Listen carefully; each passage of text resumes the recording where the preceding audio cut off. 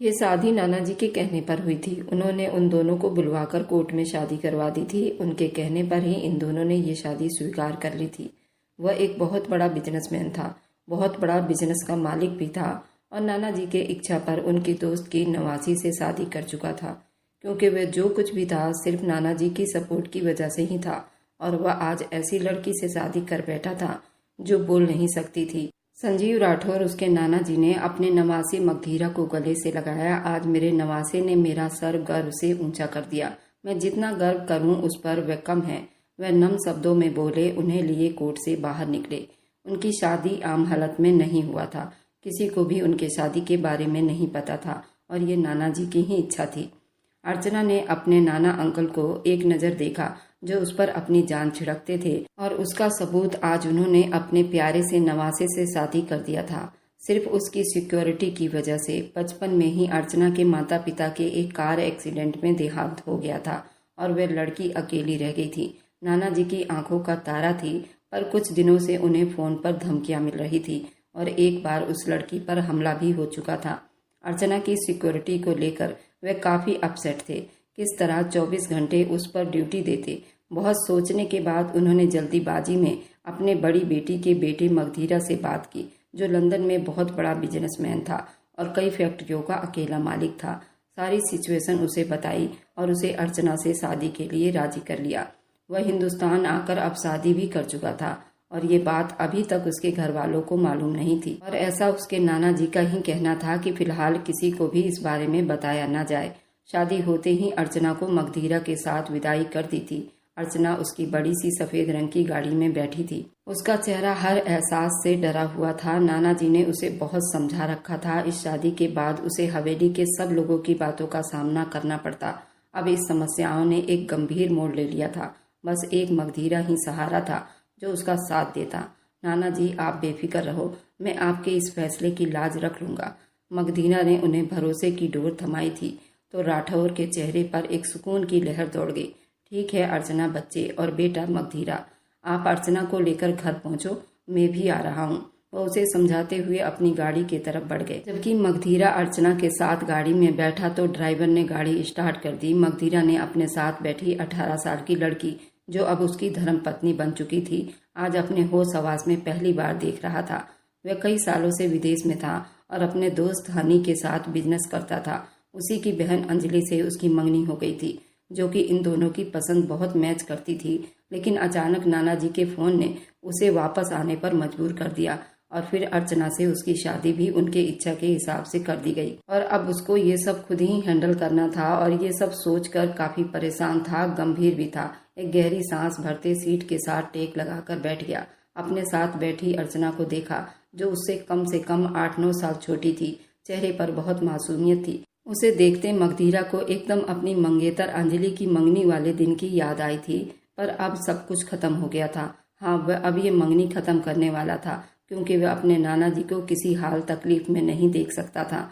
उन्हीं के लिए उसने अर्चना से शादी की थी। अब आखिरी सांस तक निभाने वाला था। उसके लिए चाहे उसे कोई भी रिश्ता त्यागना पड़ जाता तो वो पीछे हटने वाला नहीं था। जबकि साथ बैठी अर्चना का दिमाग कहीं और ही लटका हुआ था। वे जानती थी कि मगधीरा उससे बहुत जल्द छुटकारा पालेगा। उस जैसी गूंगी लड़की से वह कितना साल निभा सकता था, जबकि उसे एक से एक खूबसूरत लड़की मिल सकती थी। ये सब सोचते ही उसके दिमाग की नसें हिली थी। वह फिलहाल मासूम नजर आ रही थी, लेकिन अंदर से क्या थी कोई नहीं जानता था। गाड़ी उस हवेली में दाखिल हुई। सफेद गाड़ी को देखते दूर से हवेली के मेंबर ने शोर मचाना शुरू कर दिया था। मगधीरा आ गया, मेरा बेटा मगधीरा आ गया। सभी खुशी से झूम रहे थे। सब हवेली वालों को इकट्ठा कर लिया था। मगधीरा के घर पर ज्वाइंट फैमिली सारे साथ रहते थे। उसके चाचा चाची, ये हवेली भी उसके नाना का ही था। सभी मगधीरा के अचानक आने का सुनकर हैरानी में पड़े हुए थे। बाहर निकले एक अनजानी खुशी थी जिसे शब्दों में पिरोना बहुत ही मुश्किल लग रहा था। सरस्वती माँ बेकाबू होती आगे बढ़ती मगधीरा को गले लगाने लगी कि उसके साथ खड़ी अर्चना को देखा, वहीं ठिठक कर रह गई। बल्कि अर्चना को देखकर वहां मौजूद सभी लोग बिल्कुल सांप सूंघ गया था। मगधीरा, ये अर्चना तुम्हारे साथ क्या कर रही है? सरस्वती हैरान होकर पूछती हुए आगे बढ़कर उनको गले से लगाना चाहा तो उन्होंने उसके लिए अपनी बाहें फैला दी। कैसी हो मेरी मम्मी? वह उनसे मिलता अब अपनी बहन सरिता के गले लगा। वह भी अपने भाई से प्यार लेती मुस्कुराई। जबकि सवालिया नजरें अभी भी मगधीरा पर अटकी हुई थी। अचानक ही आ गए, बताया भी नहीं। बताते तो अच्छी खासी तुम्हारी परीक्षा ले लेती।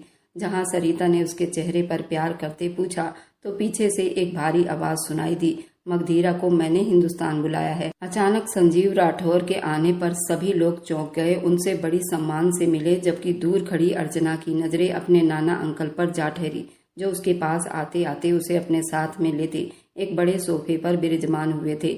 आज हमने अपने नवासे मगधीरा की शादी अपने दोस्त की नवासी अर्चना से करवा दी है। ये खबर थी जैसे सभी घर वालों पर एक बम की तरह फूटी थी। सभी बुरी तरह से चौंक गए थे। ये कैसे मुमकिन है? मगधीरा की शादी अर्चना से कैसे हो सकती है? सरस्वती के माथे पर अनगिनत बल पड़े थे, क्यों नहीं हो सकता?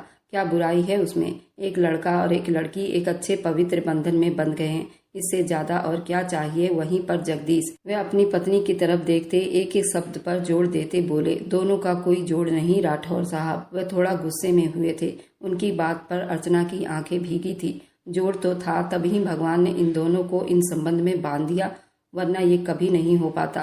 वे थोड़ा आगे बढ़ते हुए गंभीरता से बोले, आप भले ही करवा ले ये शादी, लेकिन याद रखना पिताजी, मैं इसे अपनी बहू स्वीकार नहीं करूंगी। सरस्वती गुस्से से उठकर खड़ी हुई।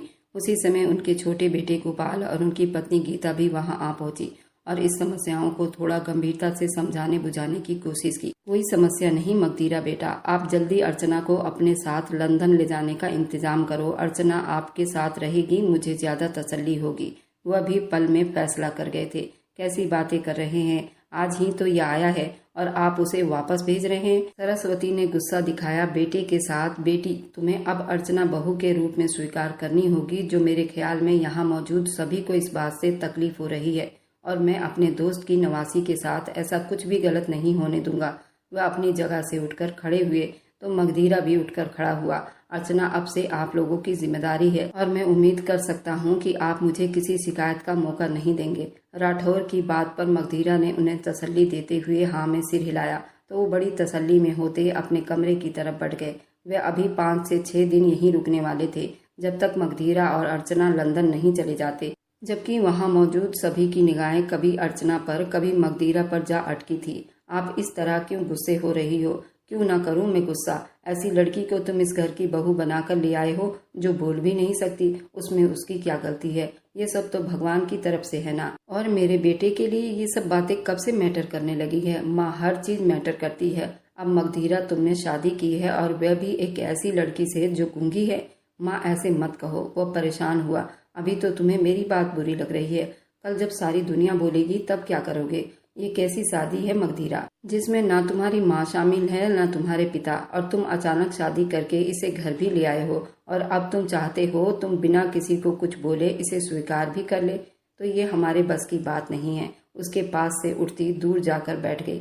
मम्मी, आप जानती है मेरे लिए नाना जी का हर हुक्म सर आंखों पर है, और मैं उनके साथ धोखेबाजी नहीं कर सकता था। वह भी सरिता के पास जाते हुए उनका मुंह अपनी तरफ कर गया।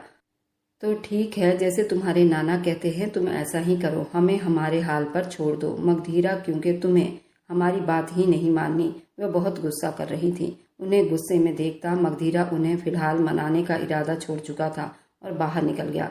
उन दिनों उसके पापा यहाँ नहीं थे, वरना इस वक्त उन्होंने भी एक अलग से अदालत लगाई होती। मगधीरा के ऐसे चुप से बाहर निकल जाने तक वहाँ सरस्वती बहुत दुखी हुई थी। मगधीरा माँ के कमरे से निकलता अपने कमरे की तरफ बढ़ने लगा, तभी कॉरिडोर से जाती अपनी बहन चाचा की लड़की को आवाज दे गया था। नीला ने पलटकर मगधीरा के तरफ देखा और उसके तरफ बढ़ी। जी भाई। वह वापस आकर सर झुका गई।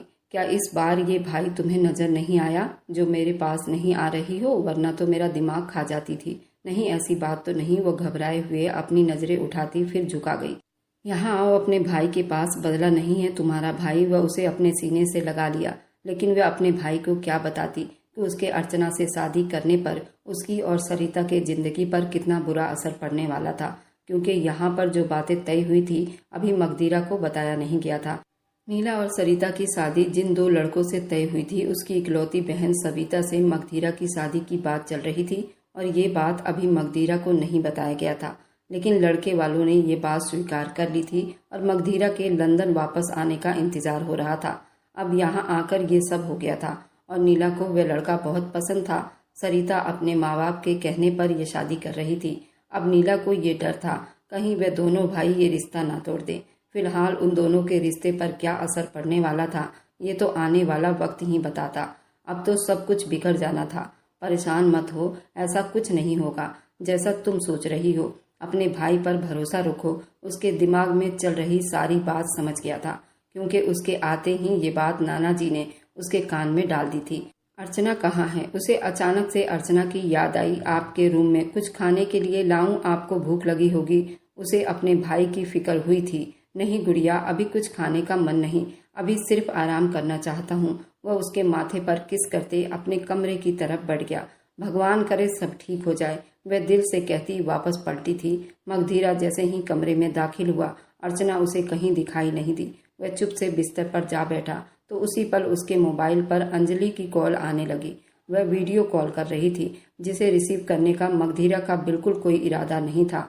वह अब खुद को अंजलि के लिए अनजान होने को सोच रहा था। वह अब उससे कोई संबंध नहीं रखना चाहता था। मंगनी की कोई वैल्यू नहीं होती, लेकिन शादी की वैल्यू बहुत होती है। वह समझता, मोबाइल को एक तरफ रखता बिस्तर पर अपनी बाहें फैलाकर लेट गया। कमरे के छत को घूरते सोच में डूबा हुआ था। काफी वक्त बीत गया था, लेकिन अर्चना उसे कहीं दिखाई नहीं दे रही थी। अचानक से उसे बाथरूम से कुछ गिरने की आवाज आई तो वह जल्दी हड़बड़ाता हुआ उठ बैठा और तेजी से बाथरूम की तरफ लपका था तो बाथरूम का दरवाजा बंद नहीं था। वह भी बिना सोचे समझे अंदर घुस गया था। अर्चना बाथ टब में गिर गई थी। उसके माथे से खून बह रहा था। उसे चोट लग गई थी। वह पूरी भीगी हुई थी। जल्दी उसके तरफ लपका, अर्चना को गोद में उठाता बाहर लाया। उसके जिस्म को गीले कपड़ों में देखा। अपने होश हवास खो बैठा था। वह तो भगवान की कृपा कर रहा था कि वह कुछ हद तक होश में थी। तुम ठीक हो? वह उसका चेहरा अपने हाथों में लिए था। मैं कुछ पूछ रहा हूँ, उसके इतने करीब जाकर इतने प्यारे अंदाज में कहा तो अर्चना उसे देखती रह गई। अर्चना को चोट काफी गहरा लग चुका था, इस वजह से उसे देखते देखते बेहोश हुई थी।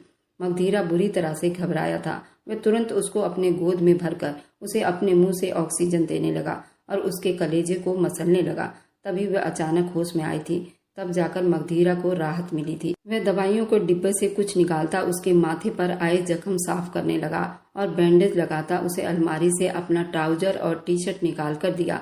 फिलहाल इसमें एडजस्ट कर लो, रात बहुत हो गई है, सुबह तुम्हारे लिए कुछ कपड़ों का इंतजाम करूंगा। वह बहुत नरमी से उससे बात कर रहा था। उसका ये अंदाज अर्चना के दिल में जगह बना रही थी।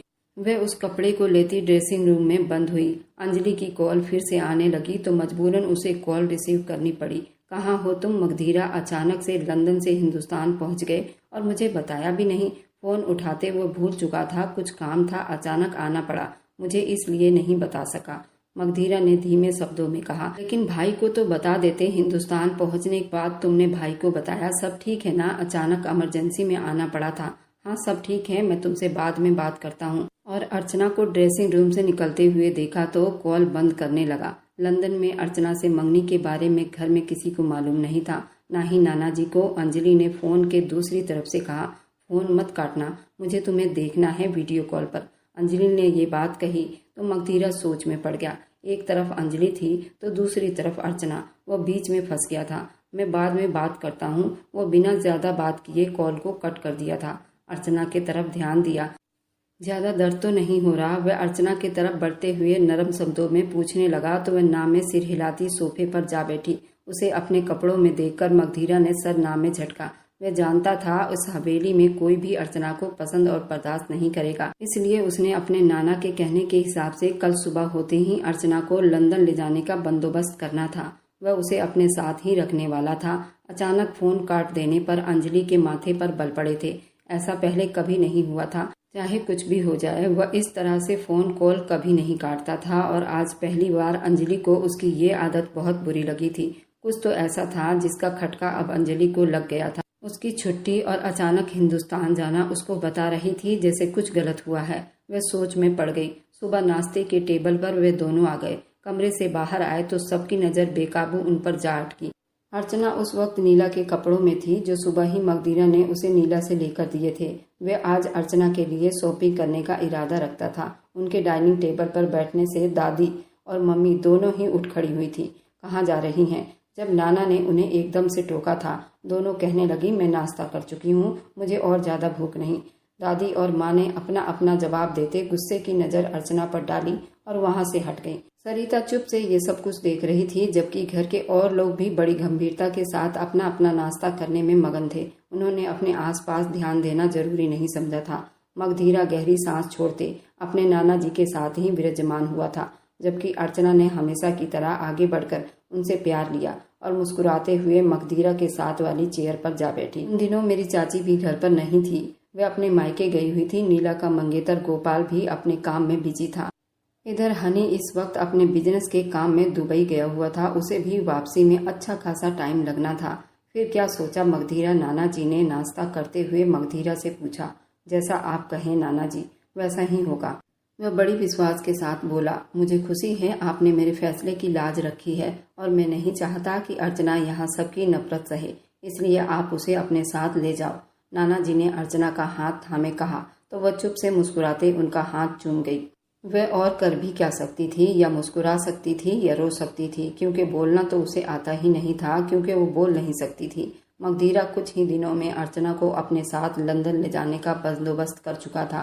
पासपोर्ट उसका रेडी कर लिया था। एक हफ्ते में वो बाकी सारा काम भी पूरा करवा चुका था। उस वक्त वह ड्राइव कर रहा था जब उसे एक फ़ोन कॉल आई। अननोन नंबर देखते हुए सोचते हुए कॉल रिसीव कर गया था। कैसे हो? किसी अनजान आदमी की आवाज़ पर वह चौंका था। आप कौन? मैं वह हूँ जिसने तुम्हारी पत्नी को बनाया, मुझे उसका दीवाना बनाया। फ़ोन के उस तरफ के आदमी की आवाज़ पर मगधीरा के दिमाग की नसें तन गई थी। क्या बकवास कर रहे हो? अरे इतना गुस्सा क्यों कर रहे हो? वह बहुत खूबसूरत है तुम्हारी पत्नी, बस मेरे प्यार के लायक नहीं। बहुत चाहा कि वो मुझे अपना ले, पर अपनी बकवास बंद करो। खबरदार जो मेरी पत्नी के बारे में एक शब्द भी गलत कहा तो जान ले लूँगा मैं तुम्हारी। वह गाड़ी एक तरफ रोकता वह उस फोन करने वाले आदमी पर चिल्लाया था। अरे इतना गुस्सा क्यों कर रहे हो?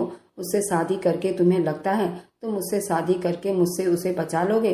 तो इस बात को भूल जाओ, बाहर निकल जा। मुझे जब मौका मिलेगा मैं उसे तुमसे छीन लूंगा, चाहे मुझे उसे मारना ही क्यों न पड़े। उस आदमी ने कितने गंभीरता से बात की थी और साथ ही फोन काट दिया। वह गहरी सांस भरता अपना गुस्सा कंट्रोल करने की हिम्मत जुटाने लगा था। गाड़ी वापस घुमाई। अब उसका इरादा अर्चना से बात करने का था। आखिर वह जो कोई भी था, उसकी बातों से ऐसा ही लग रहा था कि वह अर्चना को काफी सालों से जानता है। हो सकता था अर्चना भी कुछ जानती हो उसके बारे में। अर्चना अभी नहाकर बाथरूम से निकली थी। उन दिनों वह बहुत खुश नजर आ रही थी। भले ही हवेली में कोई उसे सीधे मुंह बात तक नहीं करता था, लेकिन फिर भी वो खुश थी क्यों, ये सिर्फ वही जानती थी या फिर भगवान। अचानक से दरवाजा खुला। मगधीरा अंदर दाखिल हुआ। ये नंबर किसका है? वो मोबाइल उसके सामने किए पूछ रहा था। अर्चना के चेहरे का रंग बिल्कुल पीला पड़ गया। उसने घबराकर सर ना में हिलाया। क्या मतलब? नहीं जानती हो तुम? वह माथे पर बल डाले पूछ रहा था। अर्चना ने फिर से ना में सिर हिलाया तो उसका माथा टनका था। देखो अर्चना, कोई बात है ऐसी जो तुम्हें लगता है मुझे बता देनी चाहिए तो अभी बता दो, वह उसे नरमी से समझाते बोला।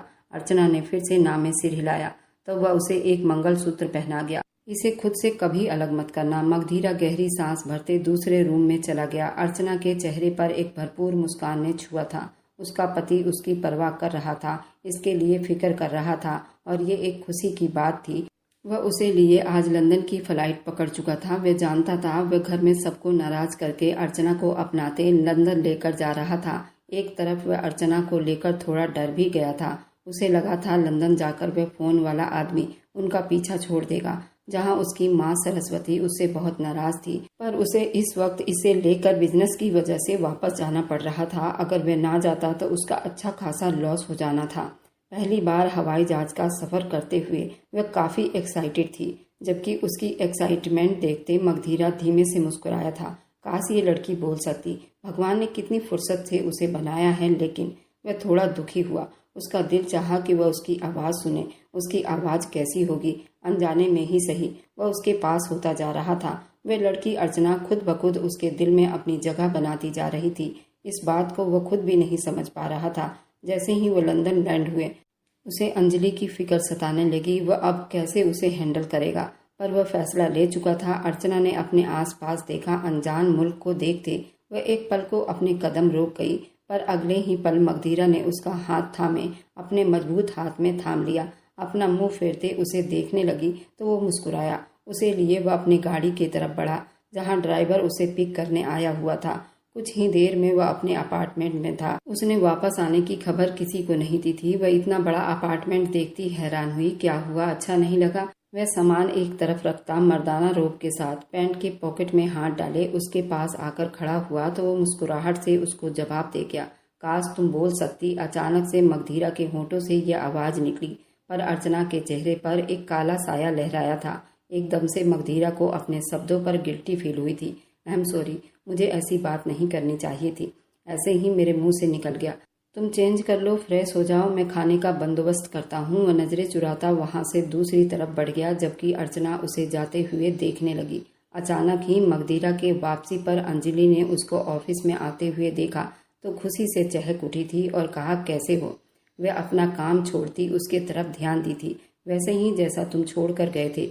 वो मुस्कुरा रही थी, मगधीरा को अपने सामने देखकर बहुत खुश हुई थी। अच्छी बात है अंजलि, लेकिन मैं अब वैसा नहीं रहा। वह जरा सा टेबल पर आगे की तरफ होकर बैठता, दोनों हाथों की उंगलियों को एक दूसरे में बांधकर, क्या मतलब, क्या चेंज हो गया है? मुझे तो आप वैसे ही लग रहे हो। वह खुश हुई। एक पल को मगधीरा ने गहरी सांस ली। मैं अब शादीशुदा हूँ, आखिरकार उसने कह दिया। सामने बैठी लड़की उसे आंखें फैलाए देखती रह गई। ये तुम झूठ बोल रहे हो? वो हंसी थी। बिल्कुल भी नहीं। वह बिना डरे बिना किसी लालच के कहे जा रहा था, कैसी बातें कर रहे हो तुम, कैसे किसी से शादी कर सकते हो? वह एकदम चिल्लाते हुए कह गई। अपनी जगह से उठ खड़ी हुई तो मगधीरा ने उसे यूं अचानक अपने हिंदुस्तान जाने से पहले और वापस आने तक की सारी कहानी सुना दी थी। उसकी बात सुनते हुए आंखों में आंसू भर लाई, उंगली में पहनी अंगूठी को चाहत से देखने लगी।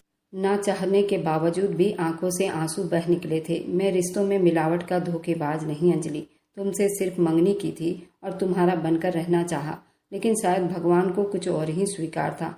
मेरा जोड़ा अर्चना के साथ लिखा हुआ था और इस हकीकत को हम दोनों को स्वीकार करना होगा।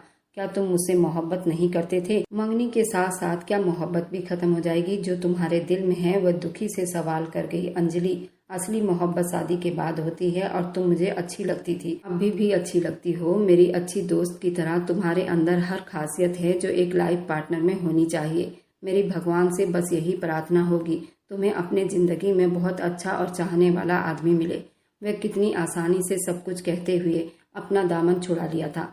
अंजलि ने एक गहरी सांस ली, अपनी जगह पर उठ खड़ी हुई, अपने हाथ की उंगली से उस मंगनी की अंगूठी को निकालकर उसके सामने टेबल पर रखा। मुझे तुम जैसे जीवन साथी बिल्कुल नहीं चाहिए मगधीरा। अफसोस हो रहा है कि मैंने उस इंसान से मोहब्बत की जो कमजोर था, जो अपनी मोहब्बत के लिए खड़ा भी ना हो सका। अच्छा हुआ हमारे रास्ते अलग हो गए।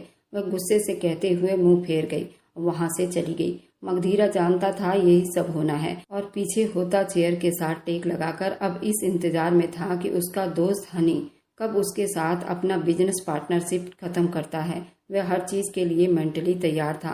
वह एक प्रैक्टिकल इंसान था जो फैसला एक बार ले लेता था उससे पीछे नहीं हटता था। अंजलि से मंगनी का फैसला उसने खुद किया था, लेकिन अपने फैसले पर उसने अपने नाना जी को भरोसे में नहीं लिया था। ये अंजलि से कोई जनूनी मोहब्बत तो नहीं थी, वह एक अच्छी दोस्त थी। उसने मगधीरा को प्रपोज किया था, जिस पर मगधीरा ने उसे एक्सेप्ट कर लिया था।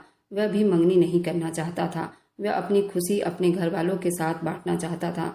वह सारी बातें वहां जाकर बताना चाहता था, पर अंजलि की इच्छा पर वह उससे मंगनी की अंगूठी पहना गया था। पर हिंदुस्तान में नाना जी के फैसले के आगे इस मंगनी को ज्यादा अहमियत नहीं दी थी, क्योंकि उस पूरी दुनिया में सबसे ज्यादा वह प्यार नाना जी से ही तो करता था। उनकी कही गई हर बात को पत्थर की लकीर समझता था। उसे नहीं मालूम था कि हिंदुस्तान जाने पर उसके साथ ये सब हो जाएगा, वरना वह अंजलि से कभी मंगनी नहीं करता। उसको यही लगा कि अंजलि से मंगनी करके वह नाना जी को बता देगा और उन्हें इस बात पर कोई ऐतराज भी नहीं होगी, लेकिन सब कुछ उल्टा हो गया था। अब उसे ही सारी समस्याओं को सुधारना था। कैसे लापरवाह पति हो तुम। पत्नी को हिंदुस्तान से लंदन में लाकर अकेला अपार्टमेंट में छोड़ दिया। ये भी ना सोचा कि उसका आशिक पीछा करते हुए यहाँ भी पहुँच जाएगा। जिस नंबर से मैसेज रिसीव हुआ, मगधीरा के तो होश एकदम ठिकाने लगे थे। उस वक्त वह एक मीटिंग में था। मैसेज पढ़ते ही वो मीटिंग कैंसिल करता, अपना कोट और घड़ी पहनता बाहर की तरफ भागा था। गाड़ी में बैठता हुआ तेजी से गाड़ी भगाते उस वक्त सिर्फ अर्चना के बारे में सोच रहा था। वह उस अपार्टमेंट में अकेला ही छोड़ाया था, कोई सिक्योरिटी नहीं थी। वह एकदम से यहाँ आकर उसे लेकर लापरवाह हो गया था। हनी ने उसे अपना पार्टनरशिप भी खत्म कर दी थी। वह अपनी बहन की आंखों में आंसू नहीं देख सकता था।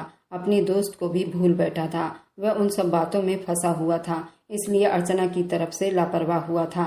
गाड़ी को 100 की स्पीड में भगाते वह जैसे ही अंदर दाखिल हुआ, घर में पूरी चुप्पी छाई हुई थी। अर्चना अर्चना, वे ऊंची आवाज में उसे बुलाता हुआ हर तरफ उसे ढूंढने लगा, लेकिन उसे अर्चना कहीं भी दिखाई नहीं थी। वो बेहद परेशान हुआ। अचानक से उसने ड्रेसिंग रूम का दरवाजा खोला तो वो उसी के अंदर छुपी बैठी कांप रही थी। एक पल की देरी किए बिना मगधीरा उसकी तरफ लपका। तुम ठीक हो? उसे अपने सीने से लगाए वह घबराता बोला, जबकि वो बस रोई जा रही थी। वह नहीं जानता था वह आदमी कौन है, ये सब क्यों कर रहा है। वह सामने भी नहीं आता।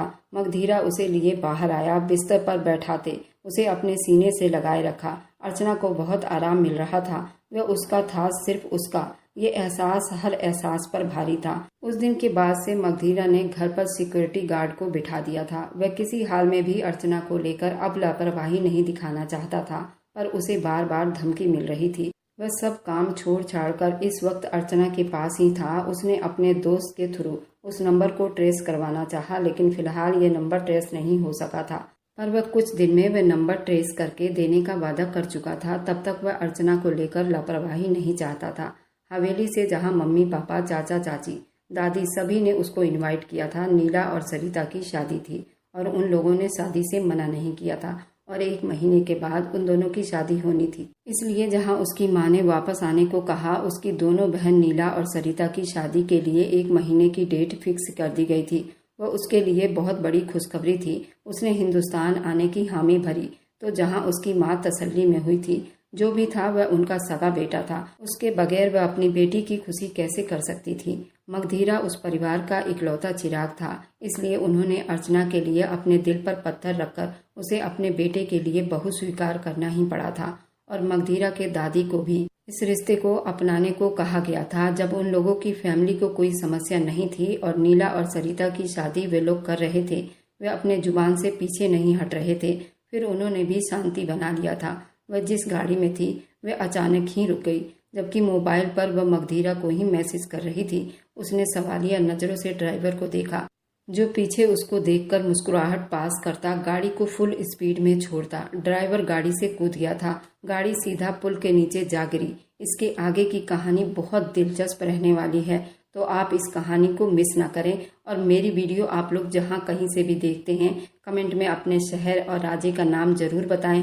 मुझे आप लोगों के कमेंट पढ़ने में बहुत बहुत आनंद आता है और उन सभी का मैं बहुत बहुत धन्यवाद करना चाहती हूँ जो लोग मेरी वीडियो को देखते हैं, लाइक करते हैं और शेयर करते हैं। अगर आपको आज की कहानी पसंद आई है तो वीडियो को जरूर लाइक कीजिएगा और अपने दोस्तों के साथ शेयर भी कीजिएगा। और हाँ, अगर आपने अभी तक हमारे चैनल को सब्सक्राइब नहीं किया है तो जरूर जाकर सब्सक्राइब कर लें। मिलते हैं हम अपनी कल की एक और नई दिलचस्प कहानी के साथ। मुझ पर सदा अपना प्यार और स्नेह बनाए रखें। सभी को मेरा प्यार भरा नमस्कार दोस्तों। खुश रहें, स्वस्थ रहें, मस्त रहें।